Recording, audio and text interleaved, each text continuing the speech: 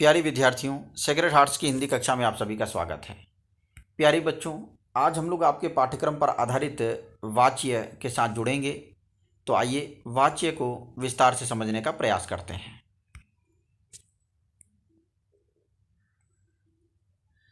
वाच्य वाच्य के द्वारा क्रिया के रूप परिवर्तन से वाक्य के अंतर्गत कर्ता, कर्म, क्रिया तथा क्रिया के लिंग, वचन एवं पुरुष में रूपांतर की प्रवृत्ति सामने आती है।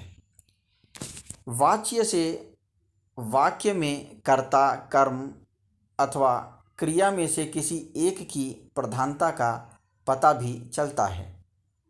वाच्य के द्वारा कर्ता, कर्म व भाव की अवधारणा स्पष्ट होती है। वाच्य की परिभाषा। वाच्य का शाब्दिक अर्थ है बोलने का विषय। अतः क्रिया के जिस रूप से यह पता चले कि क्रिया का मुख्य विषय कर्ता है, कर्म है अथवा भाव है, उसे वाच्य कहते हैं। जैसे नेताजी सुंदर लग रहे थे। इस वाक्य में नेताजी कर्ता को दर्शाते हैं। बाल गोविंद भगत खेती बाड़ी कर रहे हैं।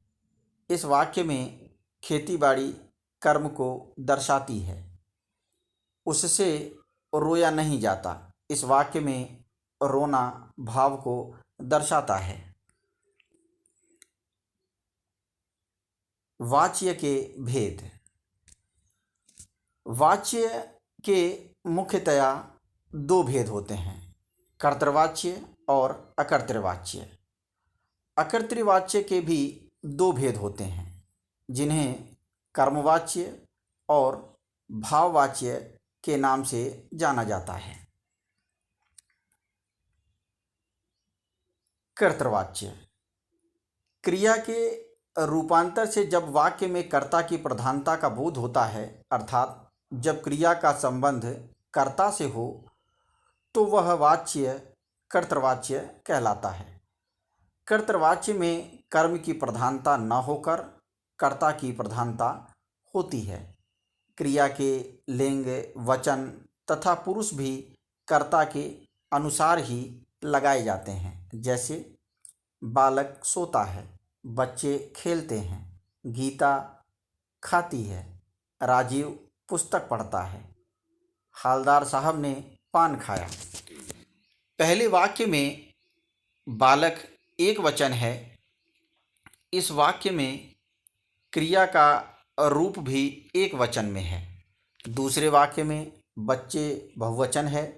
इस वाक्य में क्रिया का रूप भी बहुवचन में है। तीसरे वाक्य में गीता स्त्रीलिंग है और क्रिया भी स्त्रीलिंग है। चौथे वाक्य में राजीव पुल्लिंग है और क्रिया भी पुल्लिंग है।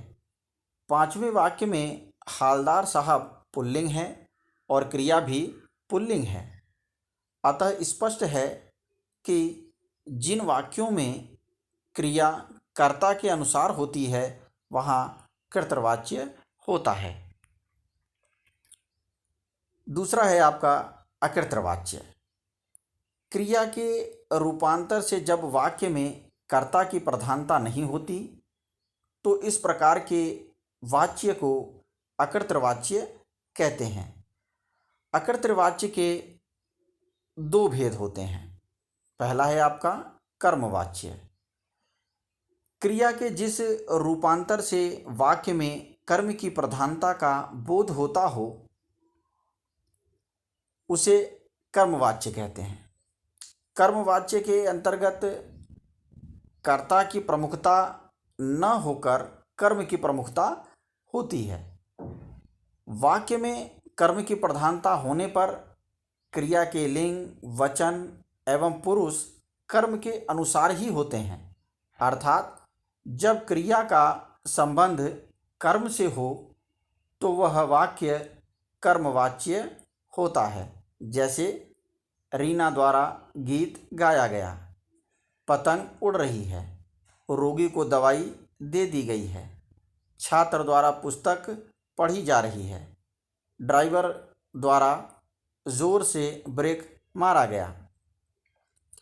इन वाक्यों में कर्म की प्रधानता है और क्रिया का रूप कर्म के आधार पर ही है। पहले वाक्य में गीत पुल्लिंग के साथ गाया गया क्रिया पुल्लिंग है। दूसरे वाक्य में पतंग स्त्रीलिंग के साथ क्रिया स्त्रीलिंग है। तीसरे वाक्य में दवाई स्त्रीलिंग व चौथे वाक्य में पुस्तक स्त्रीलिंग के अनुसार ही क्रियाएं भी स्त्रीलिंग हैं। पांचवें वाक्य में ड्राइवर पुल्लिंग के अनुसार क्रिया पुल्लिंग है। अतः स्पष्ट है कि जब क्रिया कर्म के अनुसार होती है तो कर्मवाच्य होता है। दूसरा है आपका भाववाच्य। क्रिया के जिस रूपांतर से वाक्य में कर्ता या कर्म के बदले क्रिया या भाव की प्रधानता होती है उसे भाववाच्य कहते हैं। ऐसे वाक्यों में क्रिया के लिंग, वचन तथा पुरुष भाव के अनुसार होते हैं। ऐसे वाक्यों में पुल्लिंग, एकवचन तथा अन्य पुरुष का रूप सामने आता है। क्रिया की निर्भरता भाव पर रहती है। जैसे उससे पढ़ा नहीं जाता, अब मुझसे सहा नहीं जाता, सोहन से चला नहीं जाता, बच्चों से लिखा नहीं जाता है। उपरोक्त वाक्यों में कर्ता है परंतु वाक्यों में क्रिया स्वयं प्रधान है। क्रिया निश्चित भाव पर निर्भर है। ऐसे वाक्य भाववाच्य होते हैं। वाच्य परिवर्तन। कर्तृवाच्य से कर्मवाच्य में परिवर्तन। कर्मवाच्य सकर्मक क्रियाओं वाले वाक्यों में होता है। किसी कर्तृवाच्य वाले वाक्य से कर्मवाच्य वाले वाक्य में परिवर्तन के लिए निम्नलिखित बातों पर ध्यान देना आवश्यक है। कर्ता के साथ से, के द्वारा अथवा द्वारा विभक्ति लगाकर कर्मवाच्य वाक्य बनाया जा सकता है। परिवर्तन करते समय क्रिया के केवल रूप में परिवर्तन आता है, क्रिया के काल में परिवर्तन नहीं होता। कर्तृवाच्य की प्रधान क्रिया को सामान्य भूतकाल की क्रिया के रूप में परिवर्तित किया जाता है। कर्तृवाच्य की प्रधान क्रिया में जाना क्रिया के उचित रूप को स्थान दिया जाता है। कर्तृवाच्य से कर्मवाच्य में परिवर्तन। कर्तृवाच्य सीता खाना खाती है। कर्मवाच्य सीता के द्वारा खाना खाया जाता है। जवानों ने आतंकवादियों को मारा। जवानों द्वारा आतंकवादी मारे गए। यह लेख मेरी माँ ने लिखा है। यह लेख मेरी माँ के द्वारा लिखा गया है। तुम फूल तोड़ोगे। कर्मवाच्य हो जाएगा तुम्हारे द्वारा फूल तोड़ा जाएगा। वह गिने चुने फ्रेमों को नेताजी की मूर्ति पर फिट कर देता है। उसके द्वारा गिने चुने फ्रेम नेताजी की मूर्ति पर फिट कर दिए जाते हैं। उसने भगत को दुनियादारी से निवृत्त कर दिया था।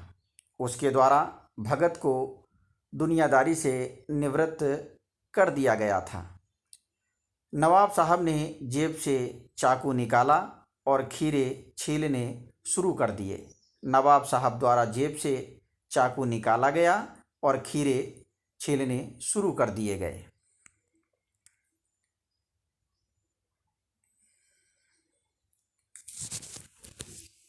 कर्तृवाच्य से भाववाच्य में परिवर्तन। भाववाच्य में अकर्मक क्रियाएं होती हैं, अर्थात ऐसे वाक्यों में कर्म नहीं होता। कर्तृवाच्य वाक्यों से भाववाच्य वाक्यों के निर्माण में निम्नलिखित बातों पर ध्यान देना आवश्यक है। कर्तृवाच्य वाक्यों में आए कर्ता के साथ से अथवा द्वारा विभक्ति जोड़कर भाववाच्य वाक्य बनाए जाते हैं। कर्तृवाच्य में वाक्य की क्रिया को ही वाक्य का कर्ता बना दिया जाता है। जाना क्रिया के रूप कर्तृवाच्य के काल भेद के अनुसार जुड़कर भाववाच्य वाक्य का निर्माण करते हैं। भाववाच्य वाक्यों में क्रिया सदा अन्य पुरुष, पुल्लिंग तथा एक वचन में रहती है। कर्तृवाच्य से भाववाच्य में परिवर्तन। कर्तृवाच्य युवराज पढ़ रहा है। भाववाच्य युवराज द्वारा पढ़ा जा रहा है। मछली पानी में तैरती है। मछली से पानी में तैरा जाता है। मैं अब नहीं चल पाता। मुझसे अब नहीं चला जाता। पक्षी घोंसलों में सोते हैं। पक्षियों द्वारा घोंसलों में सोया जाता है। पान वाला नया पान खा रहा था। पान वाले द्वारा नया पान खाया जा रहा था। सारा संसार निस्तब्धता में सोया है। सारे संसार द्वारा निस्तब्धता में सोया जा रहा है। इस बार उन्होंने गले नहीं लगाया। भाववाच्य हो जाएगा, इस बार उनके द्वारा गले नहीं लगाया गया। वाच्य संबंधी स्मरणीय तथ्य। कर्तृवाच्य में क्रिया का संबंध कर्ता से होता है। कर्मवाच्य में क्रिया का संबंध कर्म से होता है। भाववाच्य में क्रिया स्वयं प्रधान होती है। भाववाच्य में एक से अधिक क्रियापद होते हैं। सहायक क्रिया के रूप में जाना क्रिया के रूपों का प्रयोग होता है तथा मुख्य क्रिया अकर्मक होती है। धन्यवाद।